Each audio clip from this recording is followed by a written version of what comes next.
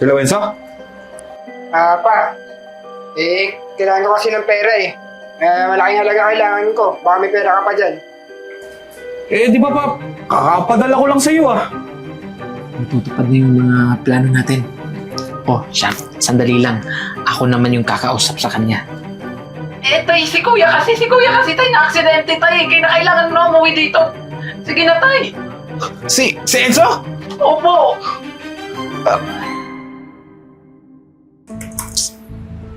Ito.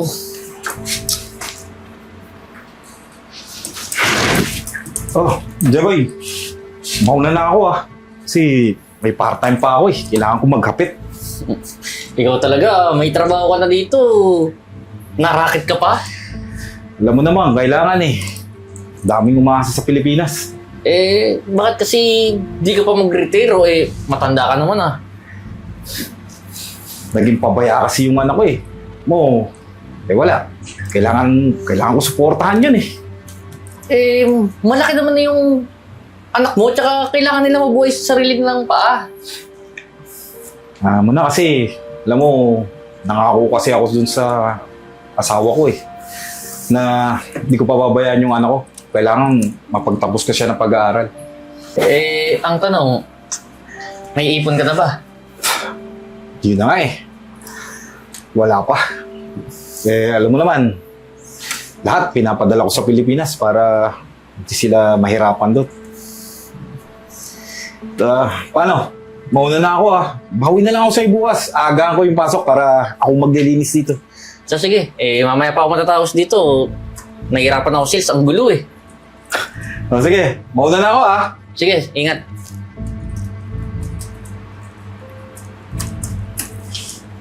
Hello, Enzo? Pa. Kailangan ko kasi ng pera eh. Malaking halaga kailangan ko. Baka may pera ka pa dyan. Di ba pa, kakapadala ko lang sa iyo Pa, alam mo naman, may pinaglalaanan ako ng pera eh. Sige, may tatago pa naman ako na 2,000 dirhams papadala ko kaagad sa'yo. Sige pa. Importante kasi yung pagkakagastosan ko nito eh. Sige, padala ko kaagad sa'yo. Mag-ingat kayo dyan Sige pa, ingat ka rin dyan. Ay, mauna na ako Sige na ba?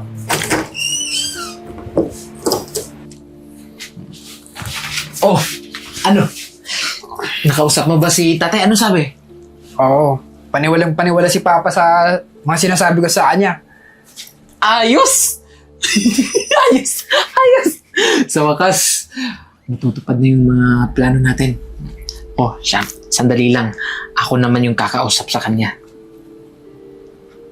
Makinig ka.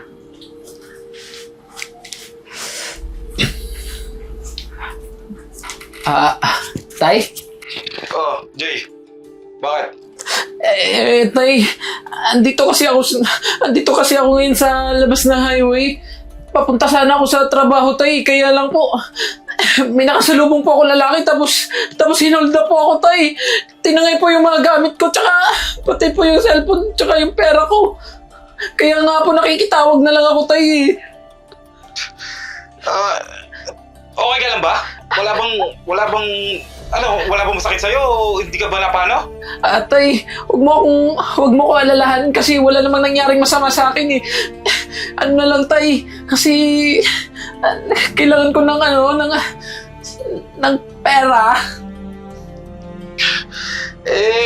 Kakapadala ko lang sa kapatid mo Tay, wala naman kasing binigay sa akin si Enzo, tay, kaya wala akong pera, tay. Wala akong pamasahe. Papasok ako ng trabaho ngayon, tay.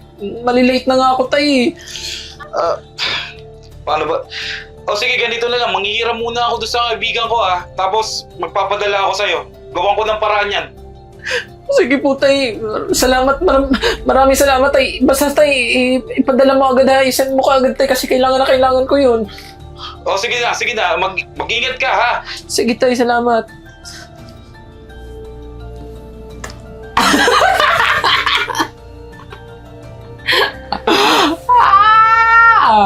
Hotdog. Ang galing mo talaga. Ko pa!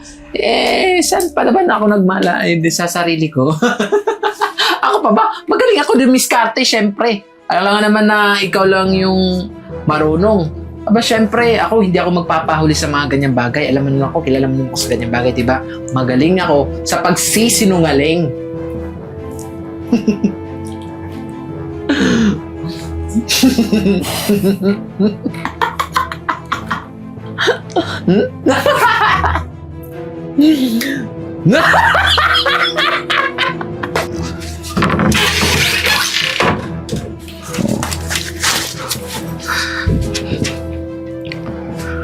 Oh boy, mauna na ako May racket pa ako Mauna na ako sa'yo Ikaw, kakauwi mo lang, racket na naman.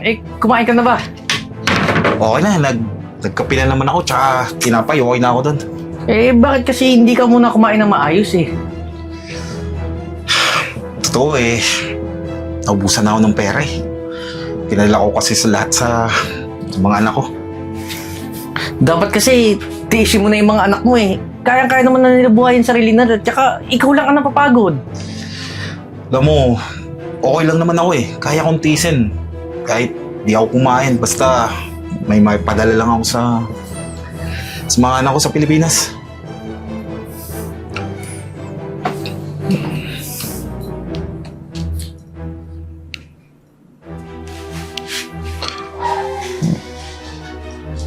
Hello, Jay? Hello, Tay. Oh, Tay, kailangan nyo na po umuwi. teka lang, ano ba nangyayari? Bakit parang tarantang-taranta ka? Ano ba? Anong nangyayari? Tay, si Kuya kasi, Tay, na-aksidente, Tay. Kaya kailangan mo na umuwi dito. Sige na, Tay. Si Enzo? Opo. Sige, gagawa ko ng paraan. Sige na, bantayan mo mabuti yung kapatid mo. Sabihan mo ako, balitaan mo ako kung anong nangyayari dyan, ha? Sige, Tay. Bilisan mo, Tay, ha? O, sige na.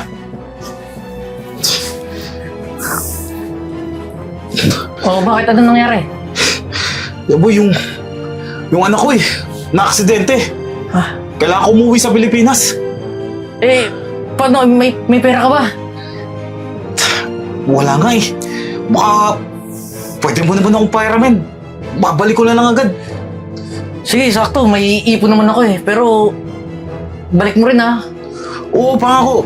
Basta, makauwi lang ako kasi nag-aalala ako sa anak ko So, sige, nandiyan sa cabinet ko. Kunin mo na lang.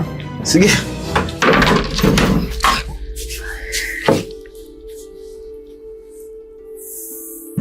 Tay, dito na tayo. Teka lang. Kala ko ba sa ospital tayo pupunta? Magandang subdivision to. Tsaka, kaninong bahay to? Ganda, laki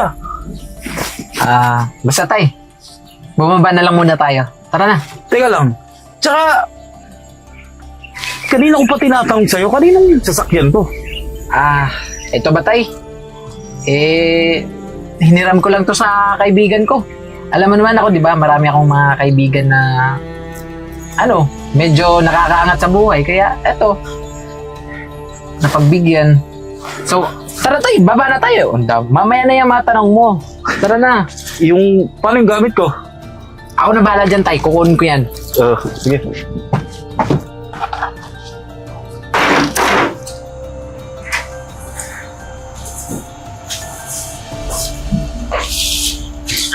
Oh, kala ko ba na-aksidente to? Atay, kamusta yung biyahe niyo?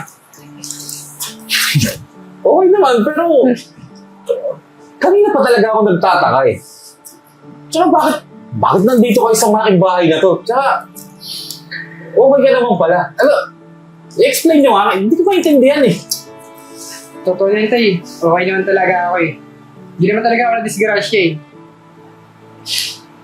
Tsaka Tay, itong bahay na nakikita mo, sinasabi mong malaki. Sa atin to. Tsaka para sa'yo to. Bahay mo to, Tay. Ano nangyari to? Alam namin Tay na medyo naguguluhan ka. Pero, totoo po. Kasi, napansin nyo tayo, lagi kami nangihingi sa'yo ng pera. Halos buwan-buwan kami nangihingi. Eh, sinasadya lang talaga namin yun para umuwi ka na talaga dito para mapilit ka namin. Eh, ikaw naman kasi, ayaw mo umuwi dito sa atin. Alam mo naman na ikaw yung kailangan namin. Pero tay, yung pera na pinapadala mo, ginawa naming business. Nag-invest kami, tay. Naging successful po at lumago po yung mga business namin ni Kuya. Alam nyo, hindi ako makapaniwala na ganyan na pala kayo niyong mag-isip. Nung dati bago ko umalis ng Pilipinas, hindi ko alam na kung paano ko pa kayo patitinuin. Kung paano ko bibigyan ng direksyon yung mga buhay nyo. Tapos ngayon, mga successful na pala kayo. Hindi lang kami, tay. Kundi tayo. Pero tayo, kung hindi naman dahil sa'yo, hindi naman mabot lahat ng pay. O, tay. Tsaka, Gusto lang namin tayo na lahat ng sakripisyo mo, eh, meron mapupuntahan. tama, tay. Tsaka, alam naman namin kung gaano kahirap magtrabaho sa ibang bansa. Kaya, hindi naman sa iniisip mo na wala kami pakialam sa'yo. Siyempre, ikaw yung iniisip namin dito. Tsaka alam namin yung hirap at pagod mo dun. Alam niyo mga anak, okay lang naman sa akin magtiis eh. Lahat gagawin ko. Siyempre, mga anak ko kayo eh. Tsaka, yan kasi yung pinangako ko sa nawala niyong nanay. Kaya, lahat, kahit mahirap, gagawin ko para sa inyo.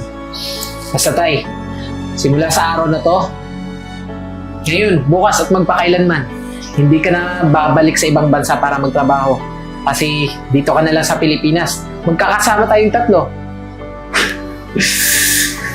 Hindi ko alam kung ano yung nararamdaman ko eh. Pero alam niyo, sobrang saya ko kasi dito, sa achievement niyo, sa achievement natin. Basta tay, Isa pa tayo, yung kasama mo sa abroad, si J-Boy, alam niya lahat ng to. ako tay, Pero hindi niya sinasabi sa'yo dahil gusto namin isurpresa ka sa tama. pag-uwi mo. Eh, alam din namin tay na kinukulit ka na nun para umuwi dito. Eh, ikaw lang naman daw tong nagmamatigas eh. Tsaka sinabihan na namin yung tay, kilala na namin yung si tatay, ganyan talaga yan. So anyways, siguro kailangan natin mag-celebrate, tama? Tama tay. Tsaka huwag ka mag-alala tay. Mamaya, pagkatapos mo magbihis, diretso agad tayo sa restaurant na pinatayo namin. Para sa'yo. Para makita mo rin tay kung gaano kaganda yon. Sige. Nga pala yung mga gamit ko. Kunin ko, may mga pasalubong ako sa inyo doon. Sige tay, antayin ka namin dito tay ha. Tulungan mo kayo ako. Tara! Kayong ng dalawa tay. Dito sa mga katay. O sige, isa, tulungan mo ako.